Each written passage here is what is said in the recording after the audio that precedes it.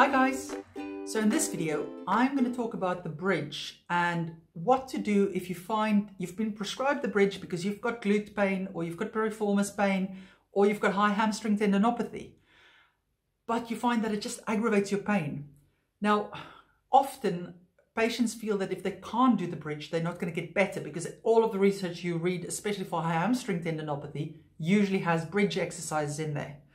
And it's just not true. There are other options as well. So what I'm going to discuss in this video is if you do get pain with the bridge, how you can adapt it to try and make it pain-free.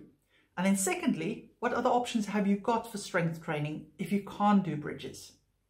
So for those of you who don't know me, my name is Maryke. I'm one of the physiotherapists from sportsinjuryphysio.com, where you can get online physiotherapy assessment as well as treatment for your injuries. So have a look at the description of this video if you want a link to our website. So what if the bridge causes you trouble?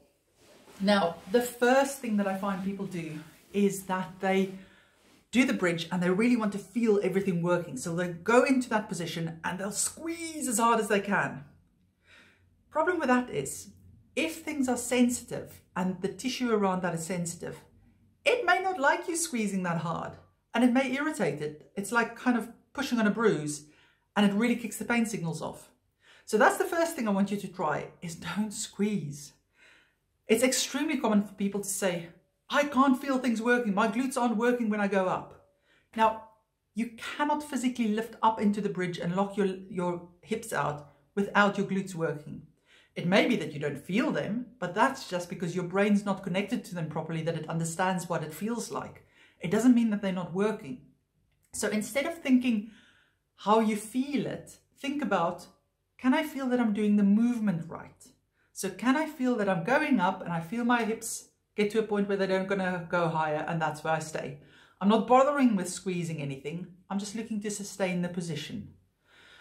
A second thing is that maybe you're doing too many repetitions. Maybe you're trying to hold it for too long or you take it that step too far. Because with all of these things, you have to choose the exercise that it's done to the level that the tissue can sustain at this point. And it may be that it's just too sensitive to do quite so many repetitions. So you've got to start with the right dose. And then also, you do not have to do the perfect bridge at the start. Ease into it. Get things used to it slowly. So let me demonstrate what I mean with that. If we think of the bridge, get this one out of the way. This is what your typical bridge would look like. Okay, so we want to go up, get the hips straight and stay in that position. Now in yoga, you may have been taught to go there, but can you see that that's just my back doing it? That's not my hips. And we're just interested in the hips. So we're going to take it just to level. So when you lift up, think about tightening up your tummy gently and then just leading with your hips and coming up, lifting the hips up until you feel they're straight. Now you'll notice I'm not super straight. You can argue there's a little bit of a bend in there, but that is where I feel my hips are saying, we're a bit tight around here. This is where we want to stay at this point. And I'm not squeezing as hard as I can to stay there. I'm just sustaining the position. And I'm feeling my bum is getting a little bit tired from talking in this position.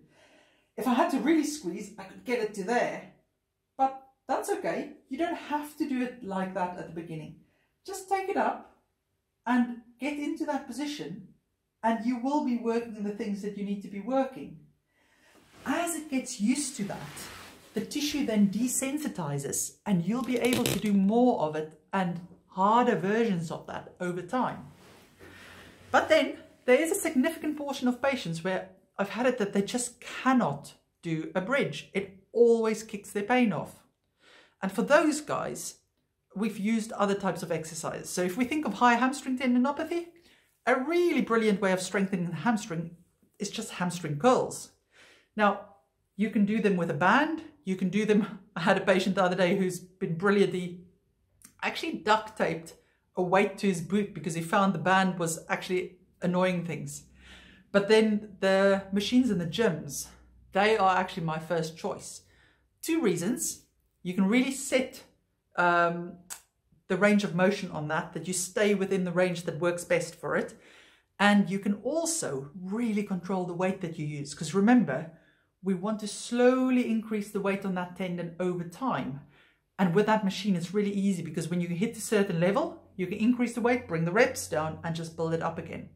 So if you don't know what a hamstring curl looks like, it's anything where you're either lying on your front and you've got the weight of the band attached to your foot and you'll be doing that motion.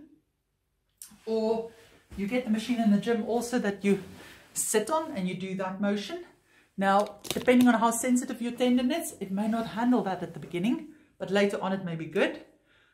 You can use things like deadlifts and stuff as well, but during the initial phases, they usually aggravate a bit, so I tend to leave them for later in the rehab process. If we think of glutes and piriformis, one of the best ways to start is just regular old side leg lifts where you're on your side and you just take the leg out and you hold it there and you slowly bring it back. Sometimes, instead of moving it, you've just got to do isometrics for that first. Then later on, other exercises you can do is like standing on the step and dropping a hip up and down. So there's plenty of options. Doesn't have to be a bridge just because the research is using it. It's just what they decided in that study. There's no research to show that one is better than the other. It depends on the patient in front of you. So I would really advise, if you're stuck on an exercise and it doesn't work for you, ask your physio for a different one and discuss it with them. They should in any case be reviewing you on a regular basis and adapting your program if it doesn't work for you. I find that rehab programs should be a fluid thing. It's never, or in very few cases, the first exercise you prescribe to that level is the ones that people need to be doing. Quite often there's little niggles that come out and you've got to adapt it down or you've got to adapt it up. And that's why it's important to keep an open conversation with your physio, that adaptation happens through the rehab process, that you don't do things for too long that then just irritates it. So let me know if you've got any questions. And remember, if you need help with an injury, you're welcome to consult one of us via video call. The link to the website is in the description of this video. Take care.